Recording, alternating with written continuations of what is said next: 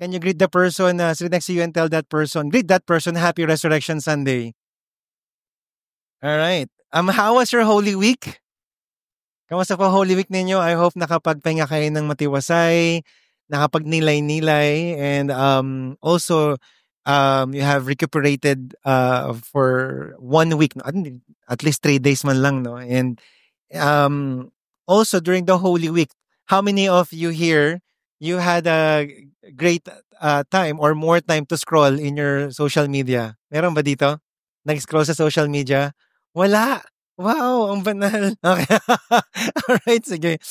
Speaking of scrolling sa social media, I remember, no, I saw two trending videos this week, just this week, no. And ito yung ito yung nagbubuhat ng cross, and then something happened. Did you see that? Right? I'm not sure if you saw that, pero there's these two videos that went viral this Holy Week. Yung isa po, habang pinapasa niya yung krus niya, supposedly si Jesus siya, no. Merong isang kaibigan, I don't know kung kaibigan niya to or whoever that guy was, biglang sumampa dun sa likod, sa pinakabuntot po ng cross, and then na-irritate yata siya, nagalit siya, so binagsak niya yung cross. Again, si Jesus siya, no. So binagsak niya yung cross, tapos binigyan niya ng holy kick yung guy na yon. So, and then it went viral, and so I hope that you don't give a holy kick to someone here, especially to your spouses, no, so, or to your husband. Okay. Second viral video was just yesterday when I saw a guy, again, supposedly si Jesus siya, no. Tapos, of course, being Jesus, he was being beat down, tas whipped, no, by the people. So this particular person, parang nilalatigo yata niya, pinapalo niya itong guy na to, na si Jesus. And then, this another Jesus, okay, went up and medyo nagalit siya. Bigla niyang binigyan ng holy punch yung guy, okay? So, did you see that? Nakita niyo ba yon? Nag-trending yon. And a lot of people were just saying, wow, si Jesus, ang lakas-lakas pala niya, di ba? So there's two things I'd like to analyze doon sa video na yon. Number one, if it's just a play, palabas lang yon, talagang nakakaasar lang naman, talagang nakakaasar. Ba't mo ginagawa yan? Palabas lang naman to. So baka nga talaga natadyakan niya, di ba? Banal na tadyak, di ba? But on the other hand, if it was a real penitence, kung talagang penitensya po talaga siya, either way, doon sa dalawang po yun, they represented Jesus Christ so poorly. Are you here? Because Jesus did not retaliate when he was about to die on the cross. Are you here? That was a misrepresentation. And in fact, even as Christians, sometimes we misrepresent Jesus Christ in our daily lives. And so the truth is, when Jesus Christ, before he died, he was mocked, he was beaten, he was broken, he was humiliated, and crucified, and died on the cross, and was buried, and he did not retaliate. In fact, he said, Father, forgive them, for they do not know what they are doing. He did not retaliate.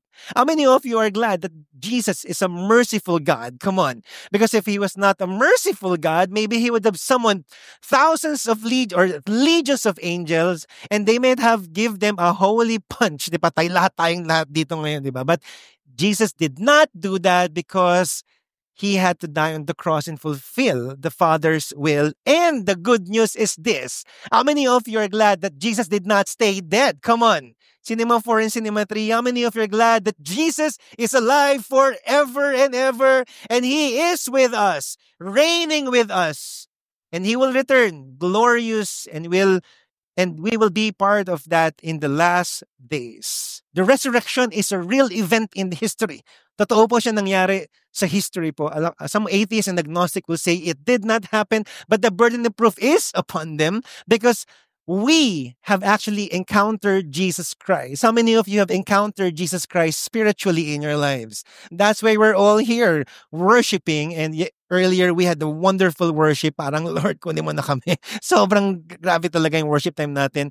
The resurrection is a demonstration of God's great power because he resurrected himself from the dead. And lastly, it is where we anchored our hopes into the resurrection. I remember, speaking of resurrection, I had the chance to go to Israel in 2017 and I saw the empty tomb. My goodness. And when you're there, you will actually feel God's presence is not box naman in a particular place. In fact, His presence is here. But when you're there, you know that the presence of God is in that place. And in that tomb, it says here, Jesus was risen. Jesus was risen. And indeed, He is with us. Let's talk about resurrection first, no? He was dead for 3 days, and after 3 days, He rose in power and went back from the dead. But this is not just simply coming back to life like Lazarus, because Lazarus aged, tumanda din po siya at namatay din po si Lazarus. But this was different. According to Wayne Grudem, a theologian, he said he rose from the dead. Jesus was the first fruit, say first fruit, of the new kind of human life. A new kind of human life. Amazing. A life in which body was made perfect, no longer subject to weakness, aging, or death, but able to live eternally. That's Jesus Christ's resurrection. And since He is first, we are co-heirs with Jesus Christ. And therefore, in Christ, we have a new life. May bagong buhay po tayo. Hence, for us, we're called born again as a religion, but spiritually speaking, really, we have a new life. Born again in the Spirit. Also in Christ, we are righteous in God's sight because of our union with Him. How many of you are in Christ, followers of Jesus Christ? If you're a follower, you are holy in God's sight. Pakisabi sa katabi mo, banal ka pala. Whether you like it or not, okay? In Christ. And we will receive a perfect resurrected body one day. A resurrection body where there's no more sickness or weakness. That's the kind of body we will have one day. And then, of course, we have a living hope. Say living hope. Because the source of our hope is Jesus Christ and we are in Christ, we have a living hope. Buhay na pag-asa. Hindi po patay ang pag-asa natin. Hindi po napapako ang pag-asa po natin. Buhay po ang pag-asa po natin dahil kay Kristo. The resurrection of Christ is a powerful message of hope. Pakisabi sa katabi mo, mayroong pag-asa kay Kristo. May pag-asa po sa pamilya po ninyo, sa marriage po ninyo, sa pagiging magulang po ninyo, sa pagtatrabaho sa buhay po na to dahil po sa resurrection po ni Jesus Christ. And this is the doctrine of resurrection that we profess and embrace as Christians. And if you do not know this, I urge you to be part of our Spiritual Foundations class. Nag-plug po on August. We will have our next batch of Spiritual Foundations class for you to understand more of our doctrines that we profess here in Victory. That's the doctrine of resurrection in a gist. But ano po yung implication niya doon sa mga first witness ng resurrection ni Jesus Christ? What's its implications? There were people who encountered Him. Ang dami po eh. Ano po yung encounter nila kay Jesus? Ano po yung experience nila kay Jesus? Because I believe there's something we can learn from them in that first encounter after the resurrection. At ano po yung importance nun sa buhay po natin dito po 2025 here in Metro Manila? Let's find the answer as we read in John chapter 20 verse 1 to 10. And may I ask you to please stand as we read God's word and revere His word. And again, I'd like to ask you to please read with me, whether that's a book or maybe downloaded from your phones or iPads or smartphones. It would be good for us to read together and hear one another recite the word of God.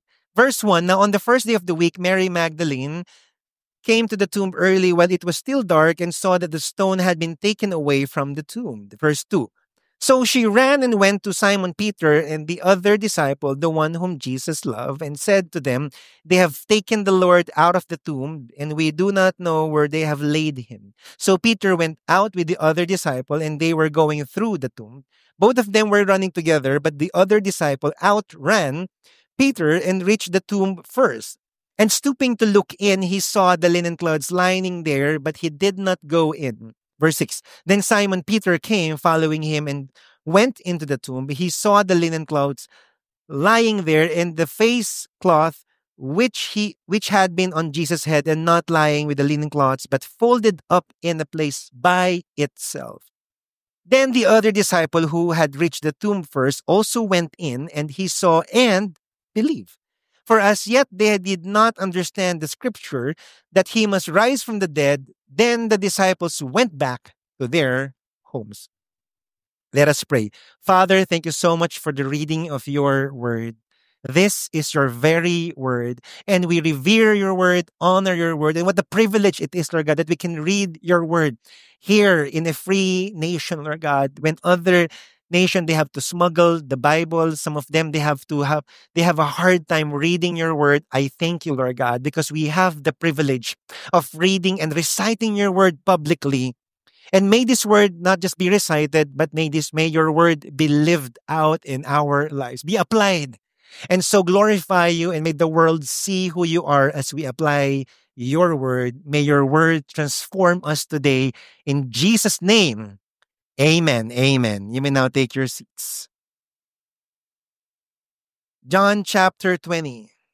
For Christians around the world, the death of Jesus Christ is one of the saddest stories. But for us Christians here, because we are living in a Christian nation, sometimes we become familiarized with it. Tama po ba? Familiar na po sa atin. We have been celebrating Holy Week every year. I mean, since the time the Spaniards came, the Americans came, and we have been celebrating this. No, we have heard about the crucifixion of Jesus Christ. We even talk about Jesus during Christmas. We celebrate it. It's part of our culture. Sometimes it's not because of our religion. It's just culture, Filipino culture. We have to celebrate it. So may I remind you about its importance, that we should never take it for granted, because Jesus Christ died for our sins. And while we have to be reminded of its importance and greatness, the people closest to Jesus saw it differently. Kasi tayo po mga Pilipino, pag Holy Week, parang wow, Holy Week, or maybe Holy Week bakasyon. But still, we see its greatness and grandeur because the King of Kings died on the cross. And yet, for the early people, for the first believers, for the early witnesses, the first witnesses of Jesus' resurrection, it was a different story. It was something unique and something transformational, because the day Jesus died was the day hope died with them. Jesus was life for them. He transformed these people, Peter, James, John, Mary, all the Marys. He saved them. He gave them purpose. And now, it seems all was lost. Parang, Lord, anong gagawin namin? Patayin na kayo, Lord. We followed you for 3 years. You saved us. You freed us. Anong gagawin namin? Hope was lost. And what's worse is that their friend who just died, mocked, and buried, reportedly, his body was missing. So yung mga disciples niya, parang, nasaktan na nga kami, tapos ngayon, iniinsulto niyo ba kami by stealing his body?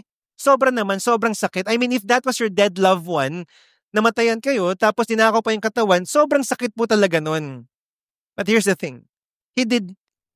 His body was not stolen. His body was resurrected from the dead. And so in verse 8, then the other disciples who had reached the tomb first also went in, and he saw and believed. And so the reason why Peter and John ran so fast, urgently, because they wanted to see for themselves, talaga bang nawala yung katawan ni Kristo? Or maybe they were thinking, baka ito yung sinasabi ni Jesus Christ, ang buhay pa siya, that he will be resurrected from the dead. But we don't understand that yet during that time. And now, could it be that he really did resurrect from the dead? And now they believe. And so the powerful thing about resurrection is that while it's transformational in the lives of the first witnesses, it still has a present realities and ongoing impact in our lives today. And the first one is this: the resurrection is a personal restoration. The resurrection is personal restoration. I was thinking kung ilalagay ko dito has personal restoration kasi nangyari sa past, but I believe and I know from the Bible, his resurrection still has a personal restoration for our lives today. Look at Mary, Thomas, and Peter. Mary Magdalene, number 1. John 20 verse 10. Kasi she was weeping because she thought the body of Jesus was stolen kasi she did not understand that Jesus will rise again. And so she was crying. And then in verse 13, the two angels na hindi po niya alam na angel pala yun, sabi sa kanya, "Woman, why are you weeping?" And she said to them, "They had taken away my Lord, and I do not know where they have laid him." Again, wala po siya kaalam-alam na na-resurrect pala yung katawan ni Jesus Christ. And then in verse 14, having said this, she turned around and saw Jesus standing. And guess what? She did not know that it was Jesus because she was grieving. Sometimes, because of our grief, because of our sadness, we cannot see Jesus. Are you here? All we see is the grief. And then, Jesus said the sweetest word. But before that, Jesus, whom Mary Magdalene thought was a gardener, sabi sa kanya, "Ikaw ba nagnakaw ng katawan ni Jesus?" And she was still weeping. And she was so grieving. Why was she grieving? Because this Mary Magdalene was the woman with 8 demons. And it was Jesus Christ who set her free from that demon. And she was thinking, ano nang mangyayari sa buhay ko, Lord? Baka bumalik yung mga demonyo sa akin. And then verse 16 said, something happened. Jesus said, "Mary." She turned and said to him in Aramaic, "Rabboni," which means teacher. What happened to Mary? Restored hope. Restored hope. She thought hope was lost, but her hope was restored once more. How many of you here, you want to hope again? Raise your hands. That happened to Mary, and I believe still can happen in your family, in your life. Second, Thomas, verse 24. Now Thomas, one of the 12 called the twin, was not with them when Jesus came. So the other disciples told him, "Thomas, we have seen the Lord. Nakita namin si Jesus Christ." But he said to them, "Unless I see in his hands the mark of the nails, and place my finger into the mark of the nails, and place my hand into his side, I will never believe." For some of us here who've gone through trauma or maybe betrayal or maybe a lot of prayers unanswered, sometimes so hard to believe in Jesus Christ. Are you here? And we want more evidence because we feel like our faith has been snuffed out. Are you here? And Jesus appeared to him. Really? And he said, "Here I am, Thomas." And he showed his hands, the pierce on his nails. And when Thomas saw Jesus physically, he said, "My Lord and my God." And Jesus said, "Blessed are those who believe because they have seen, but blessed are those who believe even though they did not see." What happened to Thomas? Restored faith. Some of you here, your faith may have decreased because of so many things that happen in your life. May this message or may the message of resurrection restore your faith in Christ once more, that he is powerful. How many of you believe that Jesus is powerful more than your situations in life? And then last, let's talk about Peter. Peter. And so the way Jesus restored Peter was to remind him, ang galing po ni Jesus he was the brilliant tactician and strategist. The way he reminded Peter was to remind him of his first encounter with him and his denial through a series of phases in his life. So, he saw Jesus Christ 3 times after resurrection. So, nakita sila ni Jesus Christ. Pero, si Peter, alam niya, he denied Jesus. Pero hindi pa sila nag-uusap ulit. Nagpakita lang si Jesus sa kanila for 3 times, pero wala pa silang conversation. Hindi pa siya nakakapag-ask ng forgiveness because he denied Jesus 3 times. Parang, "Lord, how can I say sorry? Nakakahiya." Di ba meron tayong mga ganun sa buhay minsan? Dahil sa mga maling ginawa natin, ang hirap mag-sorry kay Jesus. We try to find the right timing for Jesus Christ. With Jesus Christ, rather. And so after 3 times, nagkita sila ni Jesus, he went back fishing. Mukhang walang mangyayari yata dito. Nahiya pa rin ako kay Jesus. That whole night, he was fishing. Wala po silang nakuhang isda. And maybe, I was just thinking, he was being reminded of what happened before he met Jesus. Nangingisda din siya, pero wala siya makuhang isda. And in the morning, Jesus was there, although they did not notice him. And in verse 6, before verse 6, sabi ni Jesus, "May nakuha ba kayong mga isda?" Sabi niya, "Wala po." And then in verse 6, Jesus said, "Cast the net on the right side of the boat and you will find some." So they cast it and now they were not able to hold it in because of the quantity of fish. Di ba nangyari ng kay Peter din yun? And maybe while they were holding the fishes and the net, Peter was reminded of that. Nangyari na dati to ah. Oh my gosh. That disciple whom Jesus loved therefore said to Peter, "It is the Lord." When Simon Peter heard that it was the Lord, he put on his outer garment, for he was stripped for work, and threw himself into the sea. Di ba nangyari na rin to dati? When he stepped out on the boat out of faith, and when what Peter did there was just like the first time he met Jesus Christ. Amazing. And when he got on the shore, here's what welcomed Peter. Verse 9. When they got out on land, they saw a charcoal fire in place with fish laid out on it and bread. When was the last time he ate fish and bread with Jesus Christ? The Last Supper. And when was the last time he was warming himself with the charcoal? Let's read from John 18. Backtrack tayo ng konti. Verse 17. So Jesus Christ was being tried by the Pharisees, the religious leaders. And then Peter was outside. And then verse 17, someone asked him, "You aren't one of this man's disciples too, are you?" She asked Peter. And what did Peter reply? "I am not." And he denied Jesus Christ. And verse 18, it was cold, and the servants and officials stood around the fire they had made to keep what? Warm. Peter also was standing with them, warming himself. And so what happened was, in that encounter, he was reminded of his calling, but also his denial and betrayal, all in one event. And then, after the breakfast, Jesus asked Peter a provoking question. "Do you love me?" Peter said yes. And then second, "Do you love me?" Peter said yes. And then third, verse 17, he said to him the third time, "Simon, son of John, do you love me?" And Peter was grieved because he said to him the third time, "Do you love me?" And he said to him, "Lord, you know everything. You know that I love you." How many times did Peter deny Jesus Christ? 3 times. How many times did Jesus ask Peter? 3 times. And then Jesus said, "Feed my sheep." What was Jesus doing here to Peter? He was restoring relationship. How many of you here, you feel like you need your relationship to be restored to Jesus Christ?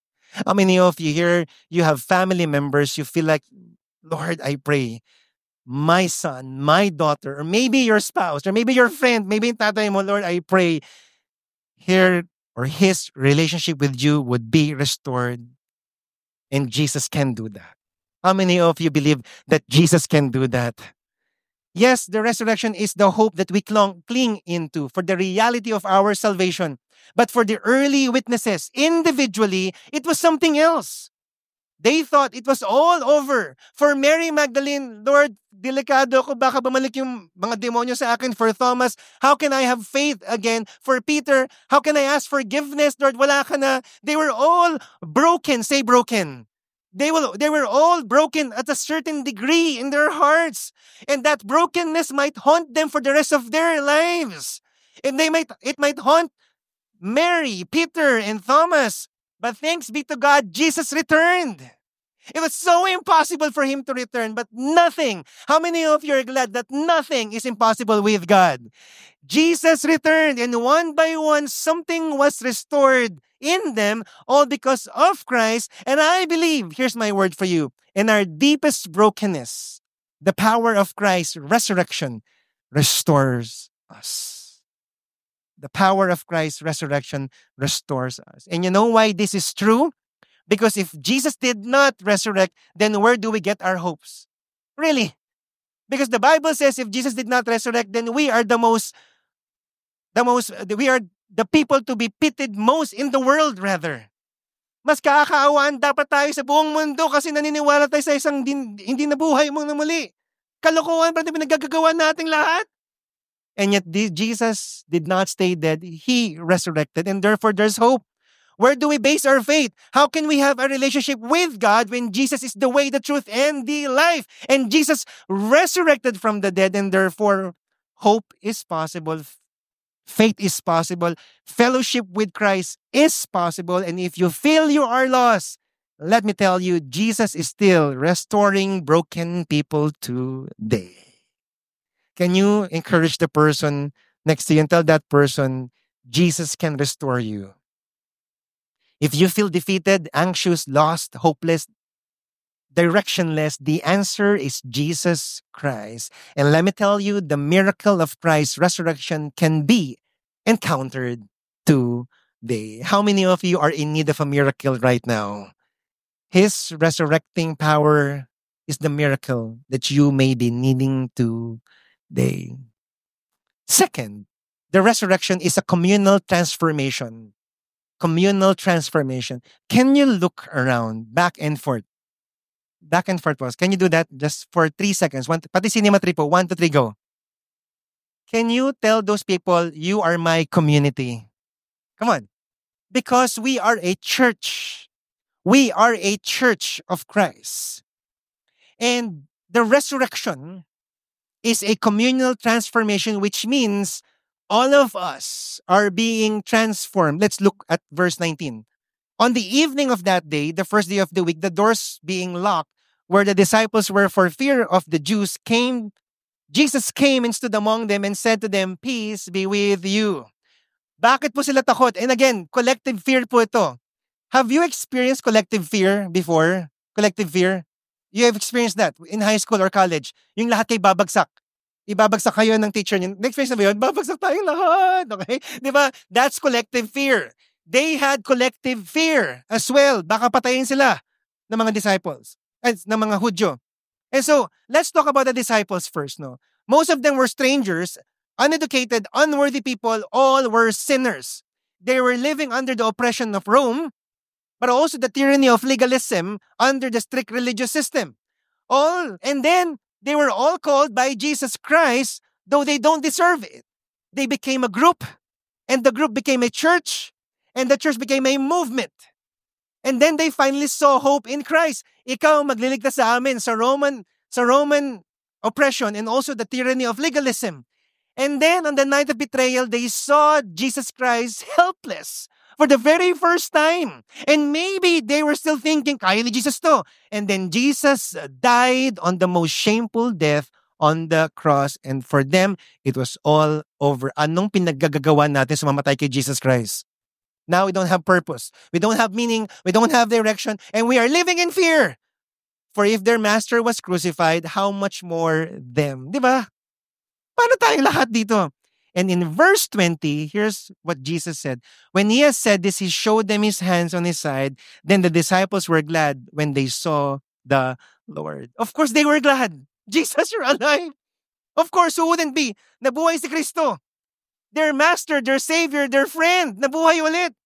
And Jesus said, "Peace be with you." Can you encourage the person sitting next to you and tell them, "Peace be with you"? Come on. What's the opposite of peace here in Greek? The opposite of fear here is this. The opposite of fear is to be pulled away from different direction. That's what happens when you are filled for anxious, when you're overly thinking. Now, there's nothing wrong with being concerned about your family members, yung welfare po nila. Hindi po yun yung pinag-uusapan natin. What I'm talking about is fear and anxiety that's pulling you apart. And because it's pulling you apart, hindi ka makapag-isip, hindi ka makapag-decide. You're paralyzed by fear. And so, that's what's happening to them because of fear. And Jesus came and told them, "Peace be with you." And the meaning of peace here is wholeness. The meaning of peace here is wholeness. I think it's there on the slide. Wholeness. It's well-being, harmony, and unity of the mind, soul, and body in Christ. And when Jesus came from fearful men, they became faithful men and women. From hiding to boldly preaching God's message, from defeated to overcomer. Ano po nangyari sa kanila? They were communally transformed. This is not just individual transformation. This is all of them being transformed together. Say together. Think about it. The resurrection of Christ united all of them. Dati watak-watak po sila, but because of the resurrection of Jesus Christ, they were united. Not just 12 of them, but 125 of them. All were transformed. And up to today, the Church of God is still being transformed and shaped by Him. Collectively. How? Sometimes through collective events like COVID. How many of you tumaas po yung faith ninyo because Jesus Christ was there during COVID. Right? Collectively, yung buong church po. Lahat po tayo nadamay po dito, but Jesus was there and His resurrecting power was felt during that time. When we fast together, we experience His power. When we did church plants 3 years ago, by the way po, this coming May, 3 years na po ang Victory Santa Mesa. Yay! Our faith rose up 3 years ago. Sa tayo kukuha ng pera, bahala na si God. And collectively, the leaders and the first members here, they had faith in Christ and our faith rose up together. That's what happened when Jesus resurrected from the dead. Communally, we are transformed and we are still being transformed together. That's why we need each other here. Pakisabi nga sa katabi mo, I need you. Come on, I need you. And therefore, you can't be alone here. Hindi po kayo pwedeng pumunta dito. Tapos, naupo lang kayo dyan. So, uuwi na ako. If you've been here for so many years, you need someone in that church. That's why we keep promoting Victory Group. It's not just another group. Tara mag-usap sa mga problema natin sa buhay. No, that's a group where we will worship God together and we will be transformed by God together. We need one another here. So we could pray for one another, be strengthened, and sometimes be corrected if need be. And so this is a call for me and for all of us here in this church. The resurrection of Christ united the early church to Him. It is still uniting the church to Him today. That's why we will be transformed. And lastly, as I end, the resurrection is a missional proclamation. A missional proclamation. Pakisabi nga sa katabi mo, meron kang mission. Pakisabi sa kanya, may assignment ka. You cannot just be a Christian and live out the Christianity without living the assignment that God has given to us, especially if such a powerful miracle happened 2,000 years ago. Verse 21, Jesus said to them again, peace be with you. Jesus gently encouraged them one more time, peace be with you. Do not be afraid anymore. You are not to hide anymore. Yes, you may be persecuted. You may be mocked. You may be stripped of your finances and properties. You may be crucified, but you don't need to fear anymore. Let not that pull you away mentally speaking, but communally. Let's be strong. Be strong because you're gonna do something. May gagawin kayo, sabi ni Jesus Christ sa kanila. Verse 21, peace be with you as the Father has sent me, even so I am sending you. The disciples, and up until today, it's still the same mission for all of us, Christians. He is sending us. And Jesus was telling them, and still telling us today, you will continue what I have done, and I will give you the power to do that. That's why verse 22, and when he had said this, he breathed on them and said to them, receive the Holy Spirit. And he commissioned them to do something. If you forgive the sins of any, they are forgiven them. If you withhold forgiveness from any, it is withheld. What does this mean? Meron silang karapatan at kapangyarihan na hindi magpatawad ng tao? Hindi po. Ang ibig sabihin po nito ay ito, Jesus was empowering them to preach the gospel and to give them the opportunity for these people, the lost people, to ask for forgiveness and repent of their sins. And if they repent of their sins, of course, Jesus will forgive them. But if they do not repent of their sins, how can they don't have the power to say, okay, your sins are still forgiven. They can't do that. No one can do that. That's why we don't believe in universalism, that all of us will go to heaven. That's a wrong teaching. People need to repent. And therefore, we need to preach the gospel, the message of the death and resurrection of Jesus Christ, and for people to believe in that message. Are you here? We have a task. And maybe you're thinking, Lord, kasi may pinagadaanan pa ako eh. Tsaka na lang muna, Lord. May pinagadaanan din po sila, mga kapatid. They were still under Roman oppression. Wala po sila katrabaho ng mga panahon na to. They had mental health issue during that time. And I'm not invalidating your mental health issue. What I'm saying is this, that His resurrecting power is powerful enough so that they could still change the world through His Holy Spirit. Are you here? And all they had to do is, Lord, use me, Lord God, despite of what's happening in my life. But what's the whole point? Jesus gave them a mission and a vision. They will be proclaiming his message, the death and resurrection of Jesus Christ. And guess what happened? Through the power of the Holy Spirit, they started preaching the gospel in Israel, Jerusalem, Judea, Samaria, Asia Minor, then to Africa, then to Europe, and then Europe to North America. Then North America came here. Of course, Portugal came here, and then 2,000 years later, Victory Santa Mesa was birthed. Come on. And what was their motivation? The resurrection of Jesus Christ. They saw Jesus Christ resurrected. They saw Jesus resurrected, and they were willing to die for that belief. The atheists would say Jesus did not resurrect, but if it was just all a lie, how would they have died for a lie? Are you here? No one will die for a lie, be tortured and be torn into half. No one would do that. No one would dare be boiled alive.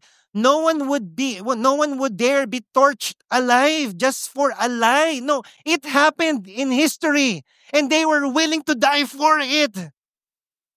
And that's why the gospel spread, because of this message. And this is still the same message we are to preach, not just in Santa Mesa. Of course, starting in Santa Mesa, let's preach the gospel to the campuses here, to PUP, to Arellano, to Iris, UERM, CCP, to all the high schools. But if God calls us to the ends of the earth, we will go to the nations, because there are people who need to hear the gospel of Jesus Christ, because it's a powerful truth to those who are hopeless. And as I end, we cannot just be sitting Christians. Baka sabi ko sa katabi mo, you cannot just be sitting Christians. Okay?